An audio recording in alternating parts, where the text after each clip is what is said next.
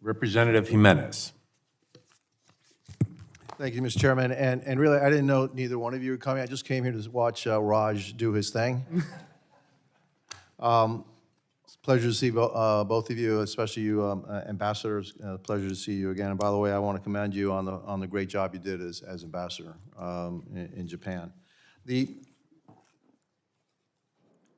I'm known here as pretty hawkish on China, and I consider China and their products, China to be basically a drug dealer. And the world is addicted to Chinese goods.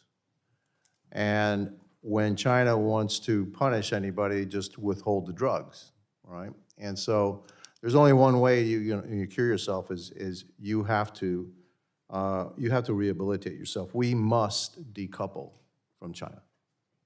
Because if you don't, no matter what you do, I mean, I guess they acquiesced to you, Mr. Prime Minister, and said, okay, now we will allow your products to be sold in China, and we won't impose economic sanctions, et cetera.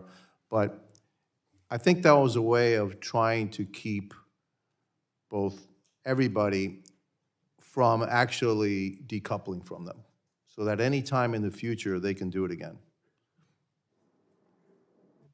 Do you have a comment on it? I do. I think that is correct. The actions to lift the bans on Australian products was undertaken sometime after Australia withdrew the actions we brought against the PRC at the WTO. So it first required a withdrawing of the allegation of illegal trade bans before they even, frankly, contemplated removing those. I think what the PRC learnt during their experience of seeking to bully us is that that was ineffective and it wasn't working because we stood our ground. And I want to stress one point in relation to what the ranking member said. Yes, the political statements that were made around Freedom Wine, or indeed the campaign that the ambassador led in Japan, they are strong political statements, but the pain of what was done, particularly to our wine industry, was real, and our vintners and others experienced that. And yes, there was some Freedom Wine sold, but not enough to make up for that impact. And my point about that is, you stand up, it hurts, and you have to be prepared to take that. And one of the most encouraging things I used to receive when I was Prime Minister was letters from farmers who said, this hurts, but what you're doing is right, and we'll stand with you. And I've never been more proud of Australians than at moments like that. And so if you're going to stand up here, you've got to be prepared to take a few hits in the process. But you're much more able to do that if you can take hits with your mates.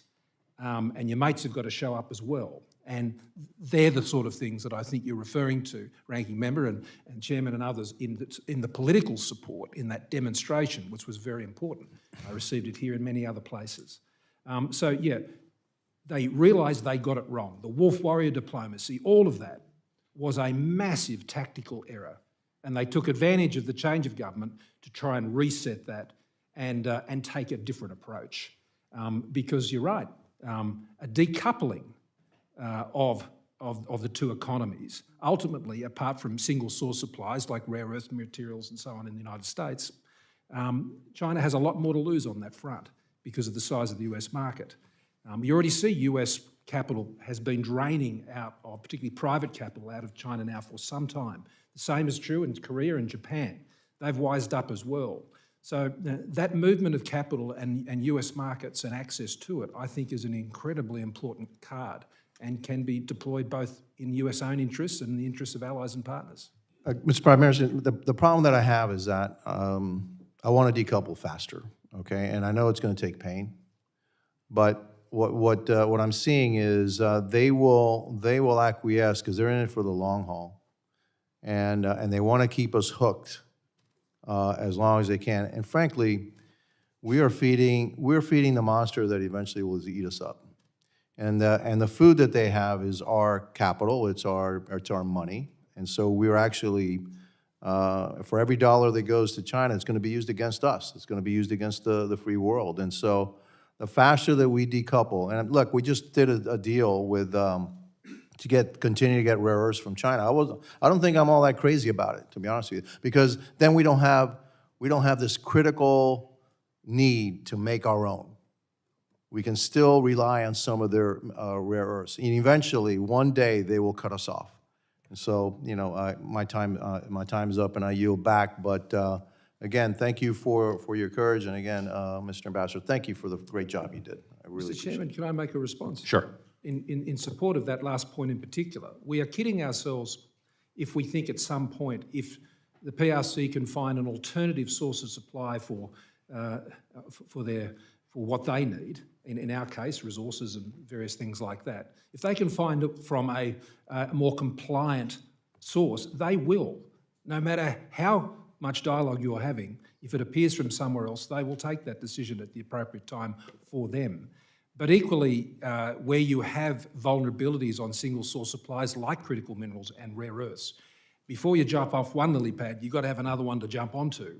And that does require a concerted effort, and I remember this was an issue that we raised when we were here back in 2019 with the President in his first term, of the need to build these supply chains around critical minerals and rare earths, which had exactly the features of what you've just mentioned in terms of MP materials here in the United States. If you can have a resistance to the price manipulation which China applies to rare earths and critical minerals through their stranglehold on processing, every single time an Australian rare earths mine might try and get going, what do? They manipulate the price, the market tanks, they go out of business. They control the market with ruthlessness.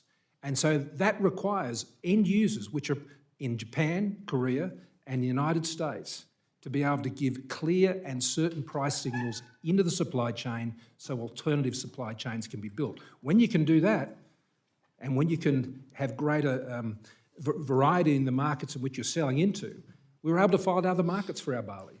The coal kept going out of Australia at the same rate it was before out of Newcastle Port. It was still making its way to China. I think Singapore became one of the biggest coal miners in the world during that time. And you know, it still got there. But you had to have your options. When you have your options, well, you have resilience. Thank you.